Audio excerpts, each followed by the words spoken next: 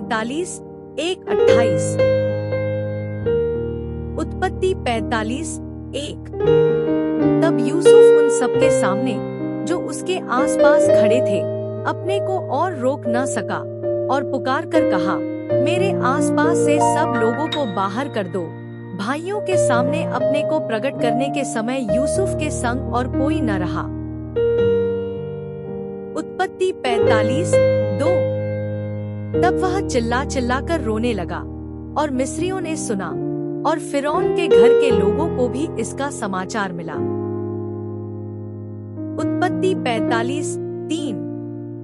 तब यूसुफ अपने भाइयों से कहने लगा, मैं यूसुफ हूँ, क्या मेरा पिता अब तक जीवित है?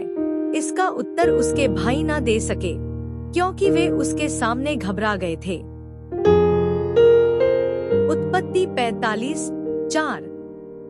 फिर यूसुफ ने अपने भाइयों से कहा, मेरे निकट आओ। यह सुनकर वे निकट गए। फिर उसने कहा, मैं तुम्हारा भाई यूसुफ हूँ, जिसको तुमने मिस्र आने वालों के हाथ बेच डाला था। उत्पत्ति 45 5। अब तुम लोग मत पछताओ, और तुमने जो मुझे यहाँ बेच डाला, इससे उदास मत हो, क्योंकि परमेश्वर ने तुम्हारे प्राणों को बचाने के लिए मुझे तुम्हारे आगे भेज दिया है। उत्पत्ति 45 6। क्योंकि अब 2 वर्ष से इस देश में अकाल है, और अब 5 वर्ष और ऐसे ही होंगे कि उनमें न तो हल चलेगा और न अन्न काटा जाएगा। उत्पत्ति 45 7। इसलिए परमेश्वर ने मुझे तुम्हारे आगे इसलिए भेजा कि तुम पृथ्वी पर जीवित रहो और तुम्हारे प्राणों के बचने से तुम्हारा वंश बढ़े।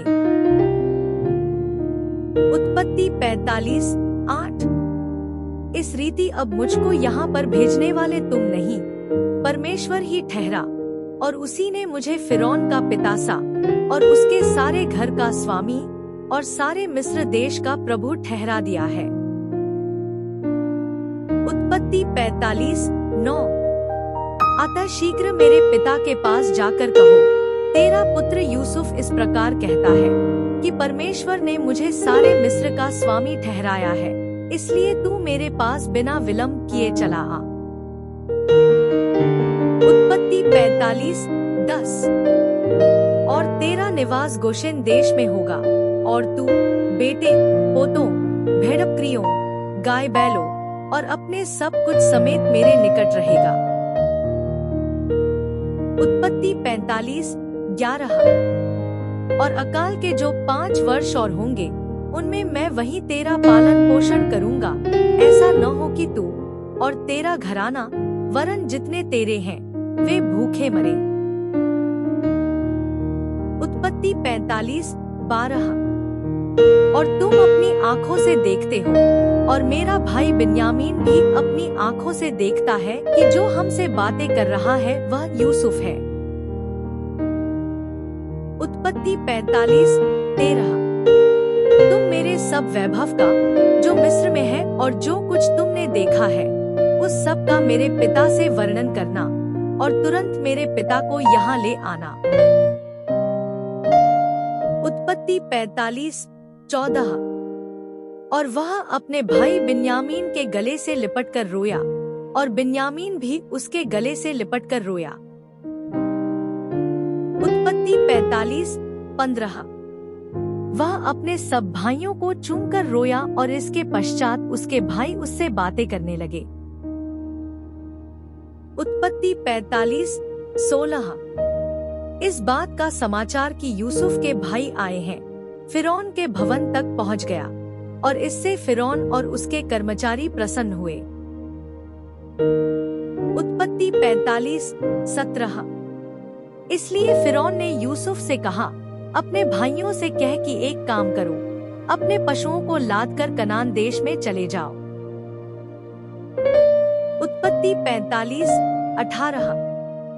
और अपने पिता और अपने अपने घर के लोगों को लेकर मेरे पास आओ, और मिस्र देश में जो कुछ अच्छे से अच्छा है वह मैं तुम्हें दूंगा, और तुम्हें देश के उत्तम से उत्तम पदार्थ खाने को मिलेंगे। उत्पत्ति 45 19। और तुझे आज्ञा मिली है, तुम एक काम करो कि मिस्र देश से अपने बाल बच्चों और स्त्रियों के लिए गाड़ियां ले जाओ और अपने पिता को ले आओ। उत्पत्ति 45:20। और अपनी सामग्री की चिंता न करना, क्योंकि सारे मिस्र देश में जो कुछ अच्छे से अच्छा है वह तुम्हारा है। उत्पत्ति 45:21। इस्राएल के पुत्रों ने वैसा ही किया और यूसुफ ने फिरौन की आज्ञा के अनुसार उन्हें गाड़ियां दी और मार्ग के लिए भोजन सामग्री भी दी। उत्पत्ति 45:22। उनमें से एक एक जन को तो उसने एक एक जोड़ा वस्त्र भी दिया और बिन्यामीन को 300 रुपए के टुकड़े और 5 जोड़े वस्त्र दिए। उत्पत्ति 45:23। अपने पिता के पास उसने जो भेजा वह यह है, अर्थात मिस्र की अच्छी वस्तुओं से लदे हुए 10 गधे और अन्न और रोटी, और उसके पिता के मार्ग के लिए भोजन वस्तु से लदी हुई 10 गदहियां। उत्पत्ति 45:24। तब उसने अपने भाइयों को विदा किया और वे चल दिए, और उसने उनसे कहा, मार्ग में कहीं झगड़ा न करना। उत्पत्ति 45:25। मिस्र से चलकर वे कनान देश में अपने पिता याकूब के पास पहुँचे। उत्पत्ति 45:26। और उससे यह वर्णन किया, यूसुफ अब तक जीवित है और सारे मिस्र देश पर प्रभुता वही करता है, पर उसने उन पर विश्वास न किया और वह अपने आपे में न रहा। उत्पत्ति 45:27। तब उन्होंने अपने पिता याकूब से यूसुफ की सारी बातें जो उसने उनसे कही थी कह दी। जब उसने उन गाड़ियों को देखा जो यूसुफ ने उसके लिए आने के लिए भेजी थी, तब उसका चित्त स्थिर हो गया। उत्पत्ति 45:28। और इस्राएल ने कहा, बस मेरा पुत्र यूसुफ अब तक जीवित है, मैं अपनी मृत्यु से पहले जाकर उसको देखूंगा।